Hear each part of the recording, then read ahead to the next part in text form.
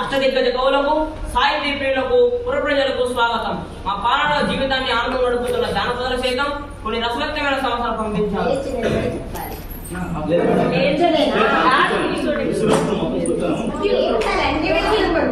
మా పాలన జీవితాన్ని ఆనందం నడుపుతున్న జానపదుల సైతం కొన్ని రసవత్తమైన సమయం పంపించారు.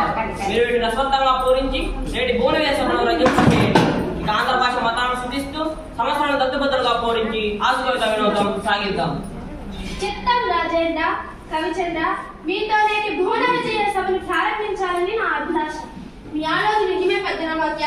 కానీ ప్రభులు ఏడులో ఎన్నో భాషలు ఉండగా తెలుగు భాషపై అంత మక్కువ నమ్మకాన్ని గల కారణం ఏమిటో. అదేమిటి చూడ కవి, మందార మకరందాలు జాలవార్తలు తెలుగును ఇష్టపడిన వారు ఉందురే.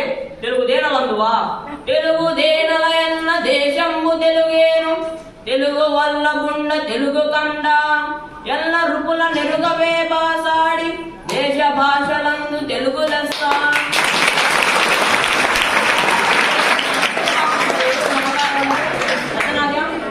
మేము తర్వాత పద్యాన్ని పూర్తిస్తాము. ముందు మీరు పద్య పూనుకోండి.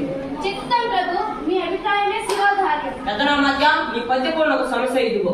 అగ్రజానుజులై రనుజాగ్రజులుగా, అగ్రజానుజులై రనుజాగ్రజులుగా. ఆహాహా, ఏమి సమస్య! అన్నా తమ్ముడు తమ్ముడనలయ్యారు. ప్రభు, నా పురాణ ఇదిగో. పుష్యమిన్మరతాఖ్యుడు పుట్టినాడు, మొరసి లక్ష్మణుండా శ్లేష పుట్టినాడు.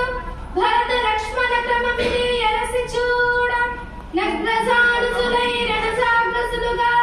కానీ లోక వ్యవహారం రామలక్ష్మణ భరతులుగా ఉంటుంది. ఇచ్చిన సమస్యను అద్భుతంగా పూరించారు. కరినెత్తుకపోయి ఎరుక కలుగునది, కరినెత్తుకపోయి ఎరుక కలుగునది. దీన్ని అర్థవంతంగా పూరించండి భక్తమూర్తి గారు. మీరు ఇచ్చిన సమస్యను నేను పూరించాను. పల్లె జీవనాలకు సుపరిచితమైన చక్కని సమస్య ఇచ్చారు మహారాజా. కరులు చిలుకలెత్తులు సక్కలతో నొన్నరించి గడబెట్టెనిచో గరి మరచే వర్తకుండా కరినెత్తుకపోయి ఎలుక కలుగునది, కరినెత్తుకపోయి ఎలుక కలుగునది. అద్భుతపడిన ఎలుక ఏనుగును ఎత్తుకుపోగలదా? ఏనుగు రంధ్రంలో పట్టున. ఆహాహా, ఏనుగు చిలుక ఎద్దులు మళ్ళీ చెక్కలతో చేసిన బొమ్మలు. వ్యాపారి పగలంతా వీటిని నమ్మి దాన్ని మెత్తి పెట్టి ఒక ఏడు బొమ్మను మలిచినాడని దాన్ని రంగంలో గీచుపోయింది. ఉంది ముక్కుతిమ్మల కవి అందుకోండి. గాడిద ఏటెంగదన్న ఘన సంపన్న, గాడిద ఏటెంగదన్న ఘన సంపన్న. దీన్ని పూరించండి. రాజశేఖర, మానవులలో ఆడిన మాటలను తప్పేవారు కొందరు ఉన్నారు. జంతువులో దీన్ని చూడలేదు. అయినా దైవ కృపతో పూరించింది. ఆడిన మాటను తప్పిన గాడిద కొడుకంచు తిట్టగా విని, అయ్యో వీడా నా కొడుకని, అయ్యో వీడా నా కొడుకని ఒక గాడిద ఏడ్చెం గదన్న ఘన సంపన్న. లౌకిక జీవన గమనంలో గ్రామీణ దోషులను ఆడిదప్పిన జనుల హీన స్వభావాన్ని తెలుపుతూ మాట నిలబెట్టుకోవడం విలువని చాటారు.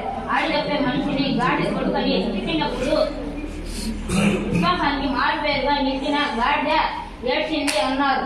దీనిని చూపుతూ మీ దృష్టాంత రూపంలో సాగిన మీ పూర్ణంలా దుర్జటి తిమ్మన్నక మిందులు లోకరీతిని భీతి లేకుండా పలికారు.